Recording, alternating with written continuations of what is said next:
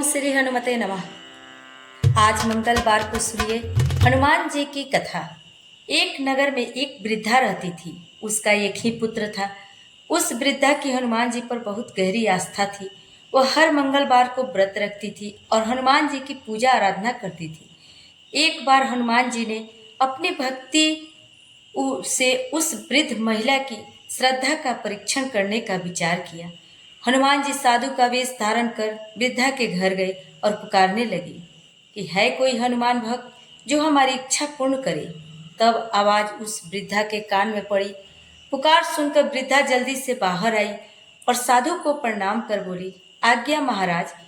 हनुमान जी साधु रूप धारण कर बोले, मैं भूखा हूँ, भोजन करूंगा, तुम थोड़ी सी जमीन लीप दो।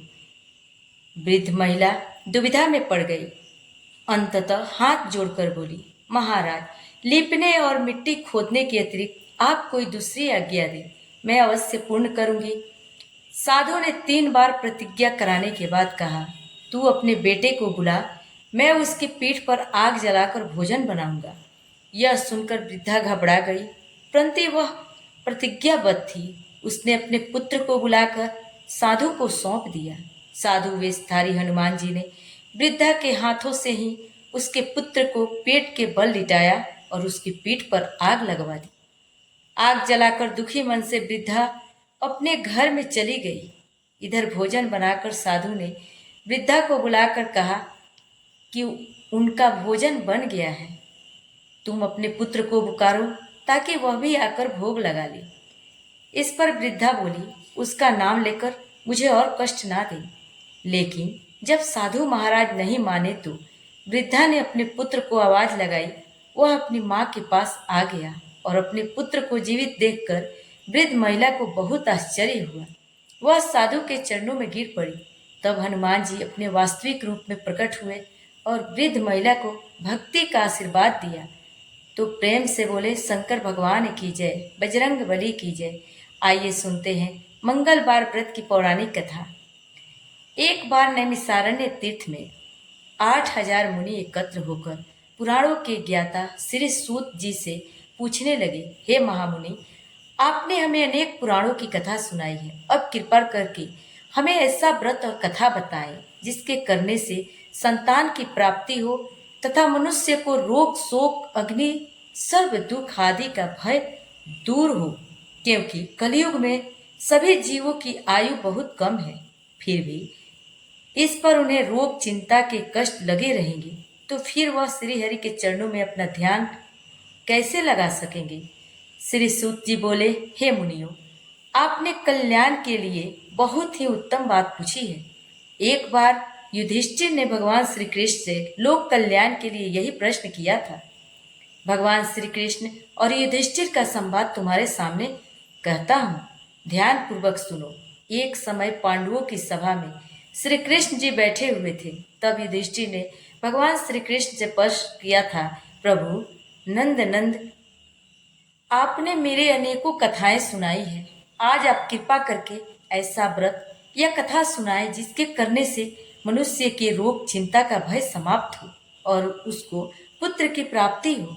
हे प्रभु, बिना पुत्र जीवन व्यर्थ है। पुत्र के बिना मनुष्य नरकगामी होता है। पुत्र के बिना मनुष्य पितृ ऋण से छुटकारा नहीं पा सकता और ना ही उसका पुण्य नामक नरक से उद्धार हो सकता है। अतः पुत्रदायक व्रत बताएं। श्री कृष्ण भगवान बोले, हे राजन, मैं एक प्राचीन इतिहास सुनाता हूँ, आप उसे ध्यान पूर्वक सुनो। कुंडलपुर नामक एक नगर था। उसमें नंदा नामक एक ब्राह्मण रहता था। भगवान की कृपा से उसके पास सब कुछ था, फिर भी वह दुखी था। इसका कारण यह था कि ब्राह्मण की स्त्री सुनंदा की कोई संतान नहीं थी। सुनंदा पतिव्रता थी, भक्ति पूर्वक श्री हनुमान जी की आराधना करती थी। मंगलवार के दिन व्रत करके अंत में भोजन बनाकर हनुमान जी की आराधना करती थी। मंगलवार के दिन व्रत करके अंत में भोजन बनाकर हनुमान जी को भोग लगाने के बाद स्वयं भोजन करती थी। एक बार मंगलवार के दिन ब्राह्मणी गृह कार्य के अधिकता होने के कारण हनुमान जी को भोग नहीं लगा सकी। तो इस पर उसे बहुत दुख हुआ। उसने कुछ भी नहीं खाया और अपने मन में प्रण कर लिया कि अब तो अगले मंगलवार को ही हनुमान जी को भोग लगाकर अन्न और जल ग्रहण करूंगी। ब्राह्मणी सुनंदा प्रतिदिन भोजन बनाती, श्रद्धा पूर्वक पति को खिलाती, परंतु स्वयं भोजन नहीं करती और मन ही मन श्री हनुमान जी की आराधना करती रहती थी। इसी प्रकार 6 दिन गुजर गए और ब्राह्मणी सुनंदा अपने निश्चय के अनुसार भूखी प्यासी निराहार रही। अगले मंगलवार को ब्राह्मणी सुनंदा प्रातः काल ही बेहोश होकर गिर पड़ी। ब्राह्मणी सुनंदा की इस असीम भक्ति के प्रभाव से श्री हनुमान जी बहुत प्रसन्न हुए और प्रकट होकर बोले, सुनंदा, मैं तेरी भक्ति से बहुत प्रसन्न हूँ, तू उठ और वर मांग। सुनंदा अपने आराध्य देव श्री हनुमान जी को देखकर आनंद की अधिकता से विहल होकर श्री हनुमान जी के चरणों में गिर कर बोली, हे प्रभु, मेरी कोई संतान नहीं है, कृपा करके पुत्र और कन्या प्रदान करें, आपकी अति कृपा होगी। श्री हनुमान जी बोले, तेरी इच्छा पूर्ण होगी, तेरे एक कन्या पैदा होगी, उसके अष्टांग प्रतिदिन सोना दिया करेंगे। इस प्रकार कहकर श्री महावीर जी अंतर्ध्यान हो गए। ब्राह्मणी सुनंदा बहुत ही हर्षित हुई और समाचार अपने पति से कहा। ब्राह्मण देव कन्या का वरदान सुनकर कुछ दुखी हुए, परंतु सोना मिलने की बात सुनी तो बहुत प्रसन्न हुए। उन्होंने विचार किया कि ऐसी कन्या के साथ मेरी निर्धनता भी समाप्त हो जाएगी। श्री हनुमान जी की कृपा से वह ब्राह्मणी गर्भवती हुई और 10वें महीने में उसे बहुत ही सुंदर पुत्री प्राप्त हुई।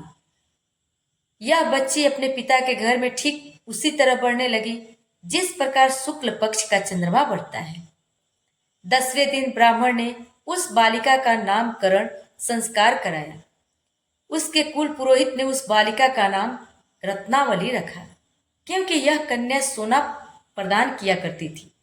इस कन्या ने पूर्व जन्म में बड़े ही विधान से मंगल देव का व्रत किया था। रत्नावली का अष्टांग बहुत ही सोना देता था। उस सोने से नंदा ब्राह्मण बहुत ही धनवान हो गया। अब ब्राह्मणी सुनंदा भी बहुत अभिमान करने लगी थी। समय बीतता रहा। अब रत्नावली 10 वर्ष की हो चुकी थी। एक दिन जब नंदा ब्राह्मण प्रसन्नचित्त था, तब सुनंदा ने अपने पति से कहा, मेरी पुत्री रत्नावली विवाह योग्य हो गई है, इसलिए आप कोई सुंदर और योग्य वर देखकर विवाह कर दें। यह सुनकर ब्राह्मण बोला, अभी तो रत्नावली बहुत छोटी है। तब ब्राह्मणी बोली, शास्त्रों की आज्ञा है कि कन्या 8वें वर्ष, गौरी 9वें वर्ष रोहिणी, 10वें वर्ष में कन्या, इसके पश्चात रजस्वला हो जाती है। गौरी के दान से पाताल लोक की प्राप्ति होती है, रोहिणी के दान से वैकुंठ लोक की प्राप्ति होती है और कन्या के दान से इंद्रलोक में सुखों की प्राप्ति होती है। अगर हे पतिदेव, हे स्वामी, रजस्वला का दान किया जाता है तो घोर नरक की प्राप्ति होती है। इस पर ब्राह्मण बोला, अभी तो रत्नावली मात्र 10 वर्ष की है और मैंने तो 16 साल की कन्याओं के विवाह कराए हैं, अभी जल्दी ही क्या है। तब ब्राह्मणी सुनंदा बोली, आपको तो लोभ अधिक हो गया है। लगता है अगर 11वें वर्ष में विवाह नहीं होता है तो उसमें मासिक धर्म के रक्त का पिता और बड़े भाई को पान करना पड़ता है। ऐसा शास्त्रों में कहा गया है कि माता पिता और बड़ा भाई रजस्वला कन्या को देखते हैं तो अवश्य ही नरकगामी होते हैं। तब ब्राह्मण बोला, अच्छी बात है, कल मैं अवश्य योग्य वर देख की तलाश में अपना दूत भेजूंगा। दूसरे दिन ब्राह्मण ने अपने दूत को बुलाया और आज्ञा दी कि जैसी सुंदर मेरी कन्या है वैसा ही सुंदर वर उसके लिए तलाश करो। दूत अपने स्वामी की आज्ञा पाकर निकल पड़ा। पंपई नगरी में उसने एक सुंदर लड़के को देखा। यह बालक एक ब्राह्मण परिवार का बहुत गुणवान पुत्र था। उसका नाम सोमेश्वर था। दूत ने इस सुंदर और गुणवान ब्राह्मण पुत्र के बारे में अपने स्वामी को पूर्ण विवरण दिया। ब्राह्मण नंदा को भी सोमेश्वर अच्छा लगा और फिर एक शुभ मुहूर्त में विधि विधान के साथ कन्यादान करके ब्राह्मण संतुष्ट हुए। परंतु ब्राह्मण के मन में तो लोभ समाया हुआ था। उसने कन्यादान तो कर दिया पर बहुत ही खिन्न था। उसने विचार किया कि रत्नावली तो अब चली जाएगी और मुझे इससे जो सोना मिलता था वह मिलेगा नहीं, परंतु मेरे पास जो धन था कुछ तो इसके विवाह में खर्च हो गया और जो शेष बचा है वह भी कुछ दिनों के बाद समाप्त हो जाएगा। मैंने तो इसका विवाह करके बहुत बड़ी भूल कर दी है। अब कोई ऐसा उपाय हो कि रत्नावली मेरे घर में ही बनी रही, अपने ससुराल ना जाए। लोभ रूपी राक्षस ब्राह्मण के मस्तिष्क पर छाता जा रहा था। रात भर अपनी सैया पर बेचैनी से करवट बदलते बदलते उसने एक बहुत ही क्रूर निर्णय लिया। उसने विचार किया कि जब रत्नावली को उसका पति सोमेश्वर अपने घर के लिए जाएगा तो वह मार्ग में छिपकर सोमेश्वर का वध कर देगा और अपनी लड़की को अपने घर ले आएगा, जिससे नियमित रूप से उसे सोना भी मिलता रहेगा और समाज का कोई मनुष्य उसे दोष भी नहीं देगा। जब अगले दिन सुबह हुई तो नंदा और सुनंदा ने अपनी जमाई तथा लड़की को बहुत सारा धन देकर विदा किया। सोमेश्वर अपनी पत्नी रत्नावली को लेकर ससुराल से अपने घर की तरफ चल दिया। ब्राह्मण नंदा महालोभ के वशीभूत होकर अपने मति खो चुका था। पाप पुण्य का उसे विचार नहीं था। अपने भयानक एवं क्रूर निर्णय को कार्य रूप देने के लिए उसने अपने दूत को मार्ग में अपनी जमाई का वध कराने के लिए भेज दिया था, ताकि रत्नावली से प्राप्त होने वाला सोना उसे हमेशा मिलता रहे और वह कभी निर्धन ना हो। ब्राह्मण के दूत ने अपने स्वामी की आज्ञा का पालन करते हुए उसके जमाई सोमेश्वर का मार्ग में ही वध कर दिया। समाचार प्राप्त कर ब्राह्मण नंदा मार्ग में पहुंचा और रोती हुई अपनी पुत्री रत्नावली से बोला, हे पुत्री, मार्ग में लुटेरों ने तेरे पति का वध कर दिया है। भगवान की इच्छा के आगे किसी का बस नहीं चलता है। अब तू घर चल, वहां पर ही रहकर शेष जीवन व्यतीत करना। जो भाग्य में लिखा है वही होगा। अपने पति की अकाल मृत्यु से रत्नावली बहुत दुखी हुई। करुण क्रंदन और रुदन करती हुई अपने पिता से बोली, हे पिताजी, इस संसार में जिस स्त्री का पति नहीं है उसका जीना व्यर्थ है। मैं अपने पति के साथ ही अपने शरीर को जला दूंगी और सती होकर अपने इस जन्म को, माता पिता के नाम को तथा सास ससुर के यश को सार्थक करूंगी। ब्राह्मण नंदा अपनी पुत्री रत्नावली के वचनों को सुनकर बहुत दुखी हुआ। विचार करने लगा कि मैंने व्यर्थ ही जमाई वध का पाप अपने सिर लिया है। रत्नावली तो उसके पीछे अपने प्राण तक देने को तैयार है। मेरे तो दोनों तरफ से मरण हो गया। धन तो अब मिलेगा नहीं। जमाई वध के पाप के फल स्वरूप यम यातना भुगतनी पड़ेगी। यह सोचकर वह बहुत दुखी हुआ। सोमेश्वर की चिता बनाई गई। रत्नावली सती होने की इच्छा से अपने पति का सिर अपने गोद में रखकर चिता में बैठ गई। जैसे ही सोमेश्वर की चिता की अग्नि लगाई गई, वैसे ही प्रसन्न होकर मंगलदेव वहां प्रकट हुए और बोले, हे रत्नावली, मैं तेरी पति भक्ति से प्रसन्न हूं, तू वर मांग। तब रत्नावली ने अपने पति का जीवन दान मांगा। मंगलदेव बोले, रत्नावली, तेरा पति अजर अमर है, यह महाविद्वान भी होगा और इसके अलावा तेरी जो इच्छा हो वह वर मांग।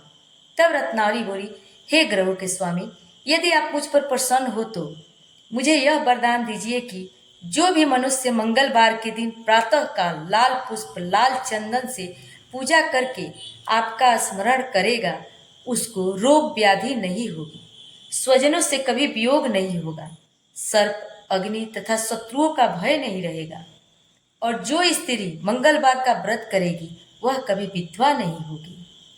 मंगलदेव ने तथास्तु कहकर ध्यान अंतर्ध्यान हो गए। सोमेश्वर मंगलदेव की कृपा से जीवित हो उठा।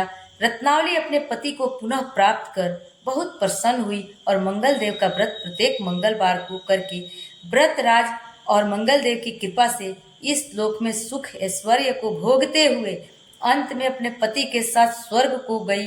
प्रेम से बोलिए जय श्री हनुमान। आइए अब सुनते हैं मंगला गौरी की पौराणिक कथा। पंपापुर नामक गांव में एक साहूकार अपनी पत्नी के साथ रहते थे। वे धनवान और सुखी थे, परंतु उनके कोई संतान नहीं थी। बस यही दुख उनके मन को कचोटता रहता था। एक दिन साहूकार के घर पर एक साधु आया। उनका खूब आदर सत्कार किया और अपनी व्यथा सुनाई। उन्होंने मंगलवार को पार्वती जी की पूजा करने तथा व्रत रखने को कहा। श्रावण मास के पहले मंगलवार से सेठानी ने पार्वती जी की पूजन करना प्रारंभ कर दिया। उस दिन वह व्रत भी रखती। कई महीने तक उसने व्रत एवं पूजन किया। उसके भक्ति भाव से माँ पार्वती जी प्रसन्न हुई। एक दिन साहूकार को स्वप्न आया कि जिस आम के वृक्ष के नीचे गणेश जी बैठे हों, उस आम के वृक्ष का फल तोड़कर तेरी पत्नी को खिला दे तो अवश्य ही पुत्र रत्न की प्राप्ति होगी। अब तो साहूकार ऐसे आम के वृक्ष को ढूंढता फिरा।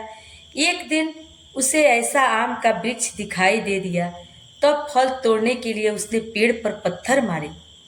आम का फल तो प्राप्त हो गया, परंतु गणेश जी को पत्थर लग जाने से उन्होंने श्राप देते हुए कहा, हे स्वार्थी मनुष्य, तूने अपने स्वार्थ के कारण मुझे चोट पहुंचाई है, अतः तुझे भी एक ऐसी ही चोट लगेगी।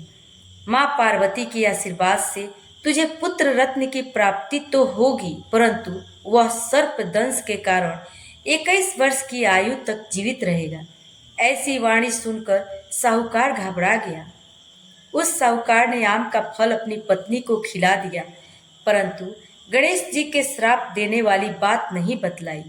9 माह बाद एक सुंदर बालक का जन्म हुआ। उसका नाम मनु रखा गया। उन्होंने मनु के लाड़ प्यार में कोई कमी नहीं रखी। धीरे धीरे मनु 20 वर्ष का हो गया। वह अपने पिता के साथ व्यापार करने जाता। एक दिन व्यापार करके लौटते समय दोनों पिता पुत्र भोजन करने के निर्मित एक गांव के पास तालाब के किनारे पेड़ की छांव में बैठ गए और भोजन करने लगे। तदंतर उस गांव की 2 लड़कियां उस तालाब पर कपड़े धोने आई। वे लड़कियां नव यौवना की भांति हंसमुख, फुर्तीली और ऊंच सभ्य घर की प्रतीत हो रही थी। कपड़े धोते समय वे आपस में वार्तालाप करती जाती। उनमें से कमला ने कहा, क्यों रे मंगला, तुझे याद है मैं कब से मंगलवार को मंगला गौरी का व्रत करती हूँ। अब तो अगले मंगलवार का व्रत उद्यापन भी करूंगी। इस व्रत के करने से मुझे मेरे मन लायक पति मिलेगा और सुख चैन से रहूंगी। ऐसा कहते हुए कमला ने आगे कहा, मंगला, तू भी अगले साल श्रावण मास से पहले मंगलवार से व्रत करना चालू कर देना, तो तुझे भी मन पसंद वर मिलेगा।